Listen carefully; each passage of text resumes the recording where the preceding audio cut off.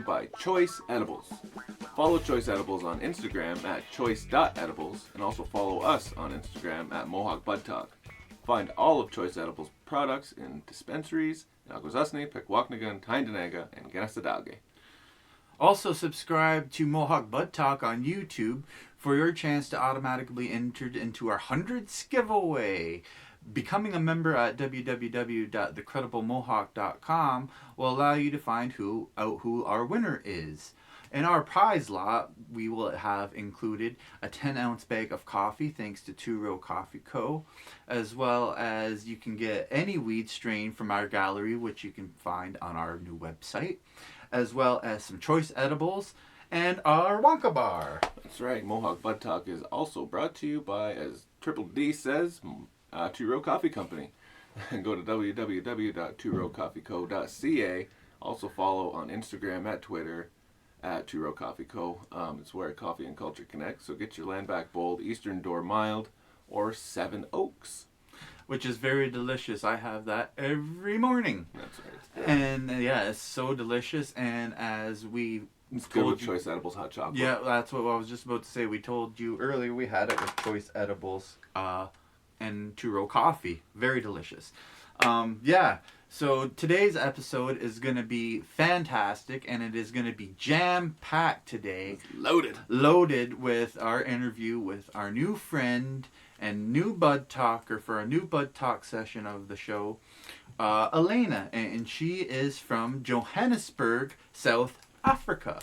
We are excited because obviously the cannabis life is way different in Johannesburg, South Africa than it is in Ontario, Canada. That's right. So, what we'll do is we're going to munch out on these and then get into that session. Yep. So, stay tuned. And we're here with a new Bud Talker, ladies and gentlemen. I'm very excited. I'm excited. I don't know about you, AB. I'm so excited. Elena, please introduce yourself.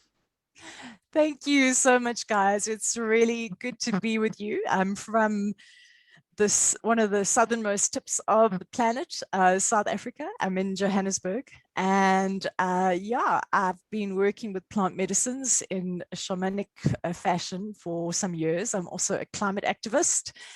And I have a deep love for cannabis. I've also been involved in the struggle for the legalization of cannabis in our country. Yep. And it's something that's very dear to my heart. It's really good to be with you. Thank you for joining us today. And we're very excited to actually have a new member to our Bud Talk community from another part of the world, right. Like literally across the pond. Yeah. So I'm excited about that. I'm pumped about that. I'm so pumped about that. I'm a little bit jealous too because it's always warm there. Totally. Yeah, we were just kind of talking how it's always warm there and how here, 25 to 29, that's a warm summer day here. That you said that's kind of a cool day for you there, right? Yeah, it is in summer.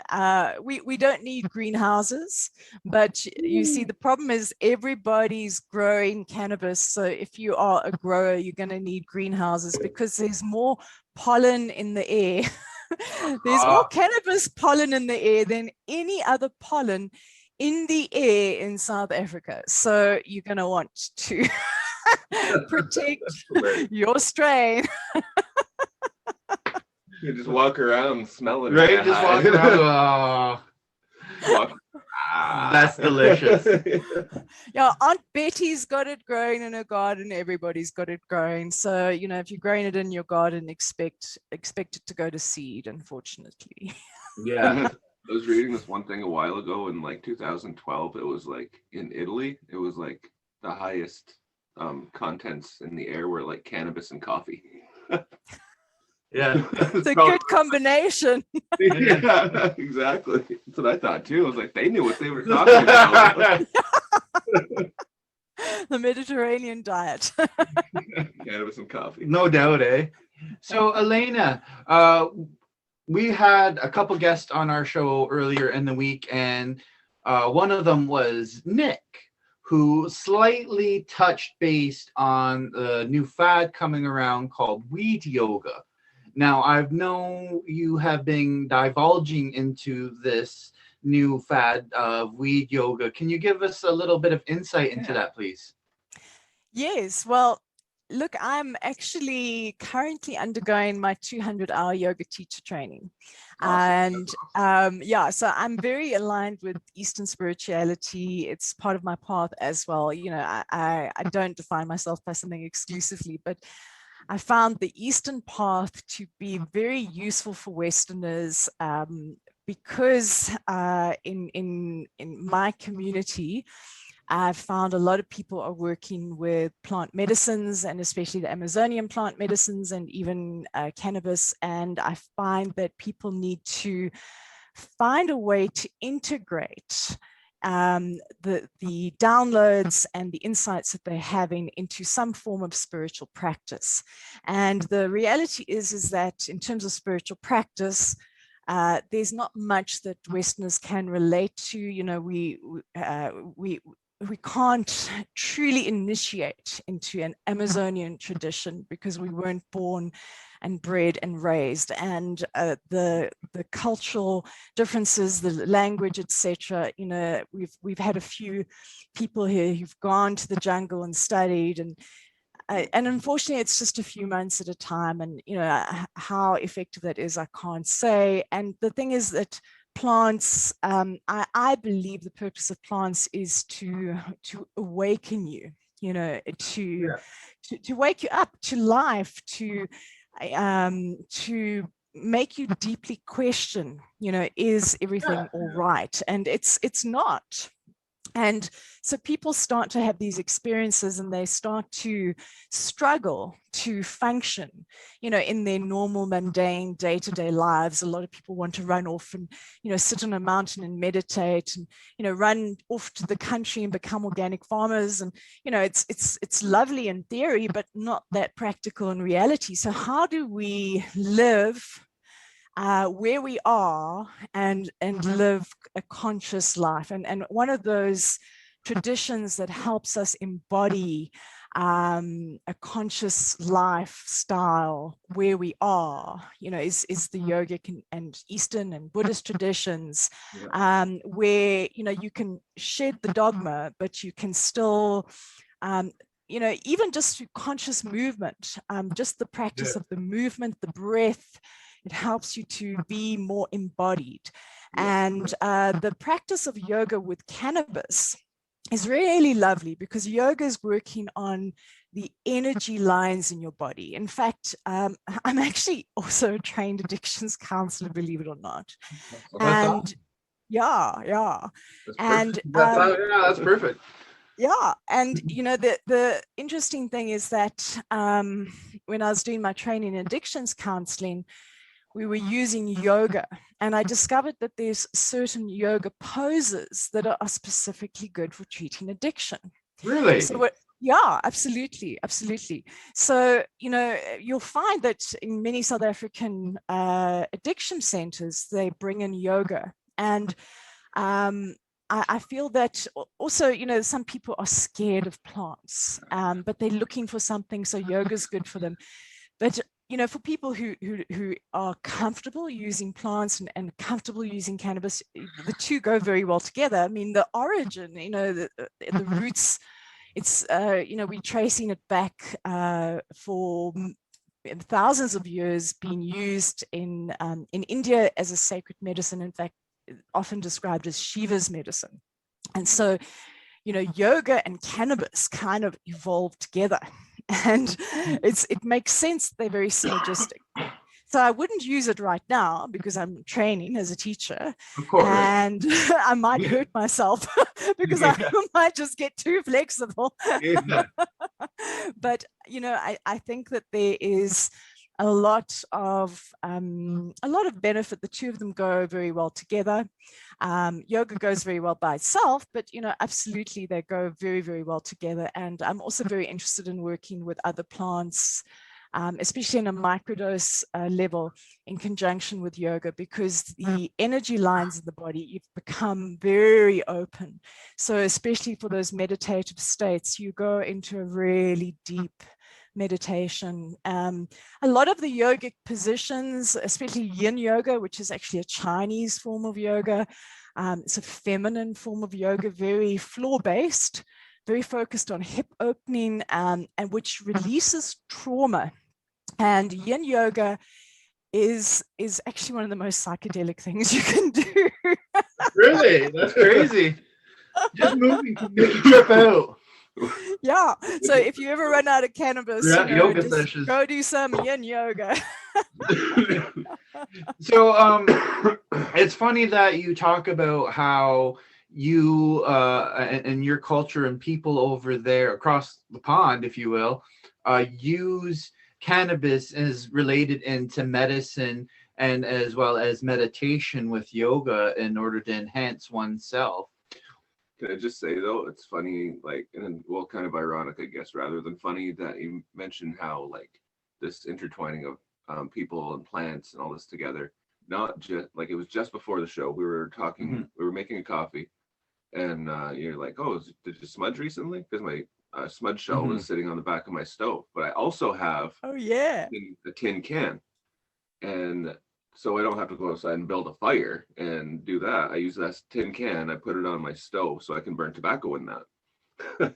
So like just jokingly, I'm like, nope, that's my smudge for this. And he's like, oh yeah, okay, just not even thinking anything about it. But then in all seriousness, when you brought it up like that, we're so immersed and have been in our culture and what we do with plants that it's we don't even think about it. Yeah, it's just like second nature. Exactly. I know. It's beautiful. It's beautiful. Yeah. Yeah, so as an indigenous people as well, sorry to interrupt you there, Elena, but yeah, like that's what I just wanted to finish my point. As indigenous people as well, yeah, we use cannabis, and our form of meditation actually comes in the form of a sweat lodge. Yes.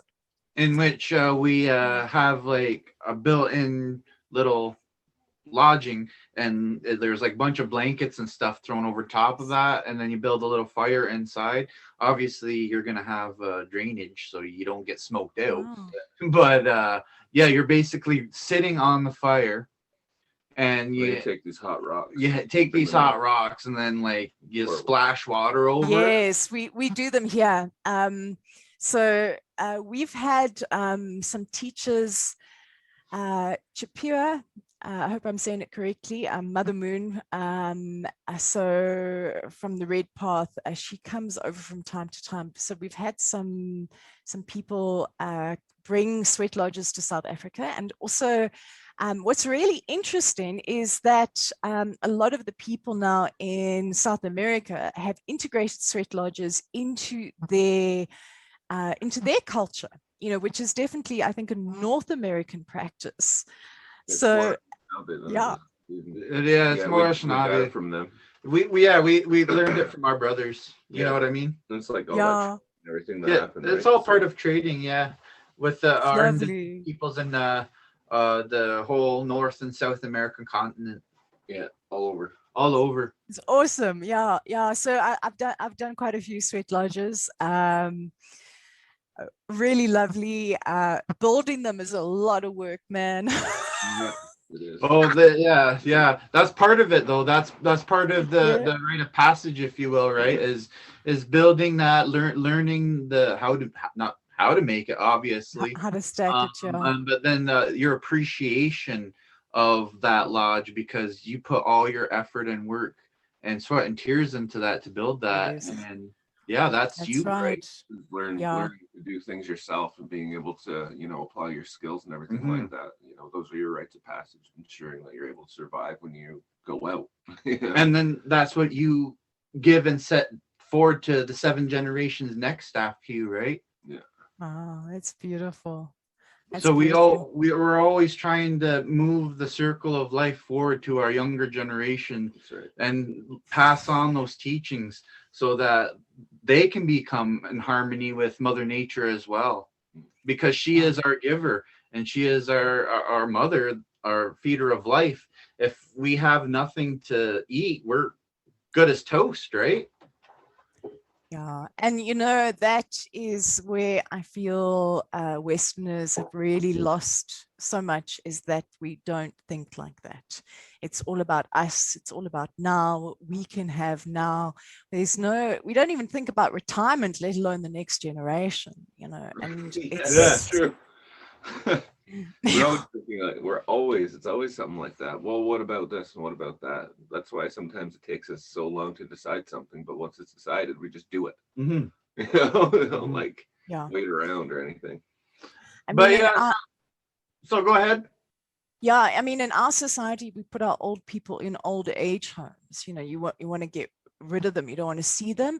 And I think a big disconnect is the fact that, first of all, we're not present at the birth and we're not present at the death. So what we've done is we've sanitized it completely so that we actually have forgotten what it is we're made of. I mean, we come into this world, to be honest, covered in blood and shit, and that's how we exit. Generally, well, hopefully not, but and we seem to think that we're something special, and then we have these delusions of this weird religion, that we've adopted, with a magical snake and a apple and stuff. Right. And I don't even know where that came from. That was all taught to us, like serpent talk, man. Yeah, serpent talk. That was all new to us. Tell me more about the serpent talk. Oh yeah, well, we were just talking about that, like with Kevin, how we talk about like the black snake reaches around. That's what the pipeline is. Yeah, and like it reaches, like how one thing, like a Wendigo, it just would be one. It's a spirit. It can get stronger, can feed on everything, all those things. But it can even like possess you, all that kind of stuff. Yeah. Where like the serpents, they'll just feed on everything. They'll continue the negativity, and they'll just grow and grow and grow and grow and grow and feed until it's killed. So that's the whole. We gotta kill it. We gotta kill it. Chop it off at its head. That's right. So. Yeah. Because at its tail, it still grow. Get it at both ends. So how do you kill the serpent, so to speak? What would the practice be? I guess we're doing it all right by telling the truth. Yeah, you got to get the head right. You got to get into other people's minds right. and tell them, like, that's not how it is. This is the truth. This is facts. Right. Decolonizing the mind is part of chopping off the head of the serpent. Yeah. Because that's what it did. It polluted minds. All the water. It pollutes the water. Agreed. Which we all are made of. It all goes through the land, the water, us. That's what we say. We're made of the clay. And we got to make it better. What we put into ourselves just goes back into the earth anyways. Yeah. Yeah. And purification rituals, I think are so important. And it's got to do not only with what we put into our bodies, but, the thoughts we allow into our heads, and then the words come out of our mouths. And, it's also, I find this commonality across, all integrous traditions, and especially indigenous traditions, and with yoga as well. We call it the yamas, is satya, speak the truth, and very strong practice of purification. And even in our African indigenous traditions, there's a very strong practice of regular purging, and the Amazonian traditions as well. I mean, ayahuasca, we purge. So here's a piece of ayahuasca. We have 3 different medicines that we use for that, for purging. Mm-hmm. Oh, really? What do you use? One's the red willow, one's tobacco, and I can't remember what the other one is. Yeah. Tobacco purges. It's the original tobacco that we have. Yeah. We grow that stuff, and it's not the other. Is it mapacho? I'm trying to remember the biological name, but it's the really strong one. Do you smoke it in your tradition? Yeah, Cedar was the third one, the purge one. Oh, sorry. Sorry, what was that? I was a little bit high there. I kind of like lost train of thought there. I apologize. He was saying like, what are the anyway, never mind. Anyway. Yeah. So I'm sorry. Let's get back on track here. Elena, yes. So it's amazing to hear all these stories and everything. One last thing I guess I wanted to say here before we let you go and let our audience have a break, I guess, is what is the weed, I guess, life more or less like over there? Are more people using this for medicine and yoga and everything, like you said, like that over there? Or are more people using this for recreational purposes? Definitely more recreational, which, it's something that I've thought about long and hard. Is there such a thing as recreational use of cannabis? And I actually think that we need to re-examine, that thinking, because so first of all, obviously I come from, and I've got a deep love for, ceremonial work with plants, and even when I work with cannabis, I work with it in ceremony, which is my way. But and for a long time, I had a lot of resistance, and I do see the disadvantages of not forming necessarily a healthy relationship with the plant. But at the same time, if I look at what those perceived disadvantages are, generally it means that someone is less motivated to engage in a regular sort of lifestyle, and maybe doesn't fit into the regular lifestyle and is kind of biting back at the system. Now, I mean, obviously there are people who can become dysfunctional, and use it as an escape. So I'm not talking about that. But there's a really lovely quote. Jiddu Krishnamurti said, it's no measure of health to be well adjusted to a profoundly sick society. And I think that, really what cannabis does and what its action is to wake us up to the fact that it's not healthy to be well adjusted to a sick society. And so we start to bite back. And That's what we do. Yeah. And, it manifests in different ways. People, just don't want to fit into the same paradigm anymore. So, yeah, just to get back to your question, definitely the majority of cannabis use, people are using it however they choose. And people love cannabis in this country, which is what the real tragedy of this country is, that my country is responsible for initiating the prohibition of cannabis. It was the first country to initiate and to then advise the world going forward. And it is essentially a legacy of apartheid. It is the last remaining apartheid law. It's really all about population control. Yeah. So is it legal? Blame us. Nope. No, not really. So we've been fighting the legislation, and so the law has sort of been promulgated, but the law is still not. It's still going through the process, but even when it goes through, it's still not ideal. So it's not legalizing. It's a very small amount of cannabis that you can carry. They're still arresting people. Growers are being arrested all the time. Yeah. And I mean, if I can just tell you a little bit of our history, so that you can understand how shocking this is. Okay, so essentially what happened is in 1870, we were also colonized by the British, okay? And at that time, a certain region of our country was known as Natal. And the British colonials banned cannabis because we had a whole lot of Hindu slaves who were working in the sugarcane fields. So they banned cannabis there because obviously it was their sacrament. They banned it because they felt it made them lazy.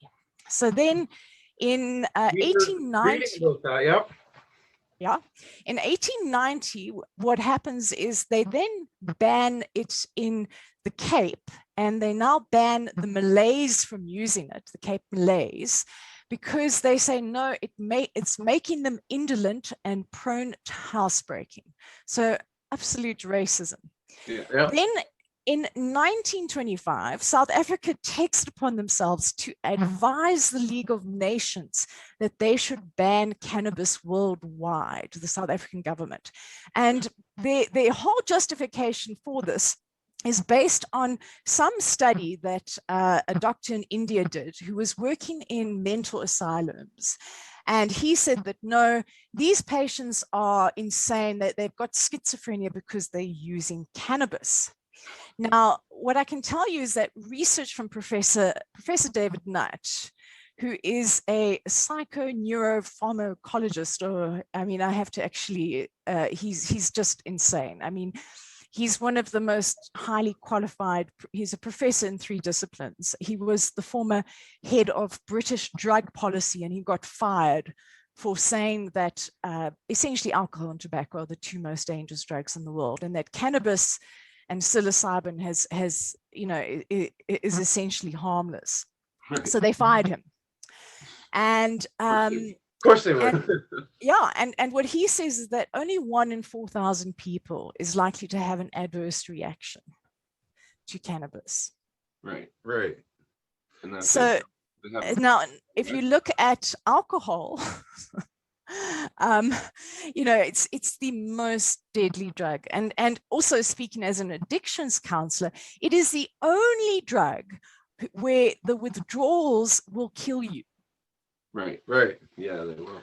So you have anything else there, AB? No. No, but that was awesome. All that's great information. That is fantastic information. So yeah, Elena, we would love to get together with you like in person one of these times actually, and have an actual session with you, and you can show us some of your customs. We'll show you some of ours. Yeah. But thank We'll you. have to zoom it for Yeah. We thank you for coming on to the show. It's been amazing to hear, especially another person's perspective from a different country altogether. Another continent altogether. Another continent altogether. So yeah, thank you for joining us, and we hope to see you again sometime.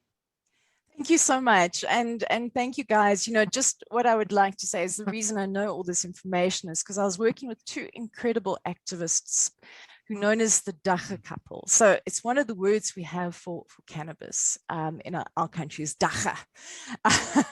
It's actually a traditional tribal name. But they were 2 normal people who got arrested, and they've been campaigning since 2010. Unfortunately, Jules and Myrtle, and Jules, who was Myrtle's partner, was murdered last year. So they were absolutely incredible people, and they really recommend looking them up. The Dacha couple. They've done a TED talk called Ordinary Criminals, which really exposes, the history of our country. And, this is why I know so much. And they've got a great website, Fields of Green for All, which is obviously more relevant in a South African context, but gives you a good insight into what's going on in our country. Right. All right. Thank you. Well, thank you very much, Elena. That was a great Mohawk Bud Talker session with Yes. Elena from Johannesburg, South Africa, brought to you by Choice Edibles. Make sure you follow them on Instagram at choice.edibles. And you can get all of their products in dispensaries in Akwesasne, Pequawknagan, Tyndonega, and Genesadake. Make sure you also follow us on Instagram at Mohawk Bud Talk. And again, also subscribe to Mohawk Bud Talk on YouTube for your chance to automatically entered into our hundreds giveaway. To find out who the member is or the winner is on our hundreds giveaway, subscribe to become a member on www.thecrediblemohawk.com. Our prize lot from that will include a 10-ounce bag of coffee from Two Row Coffee Co., any weed from the strain in our strain gallery, which you can find on our website, as well as some choice edibles and our Wonka bar. That's right, Mohawk Bud Talk is also brought to you by Two Row Coffee Company, where coffee and culture connect. Go to www.tworowcoffeeco.ca and follow on Twitter and Instagram at Two Row Coffee Co. Get Landback Bold, Eastern Door Mild, or 7 Oaks. Grab yourself a mug too while you're there. And finally, one last again shout out goes to Amy Bernhardt. Thank you. We will have her picture posted. She is our winner for the hash giveaway for the weekly draw that we've been having. And yeah, so that also included a lollipop from Choice Edibles and a bag of gummy bears. Yes, of course. I forgot. How could I forgot to mention that? But yes, thank you to our winner again, and please continue to watch. And yes, thank you. Have a great night. We'll see you tomorrow.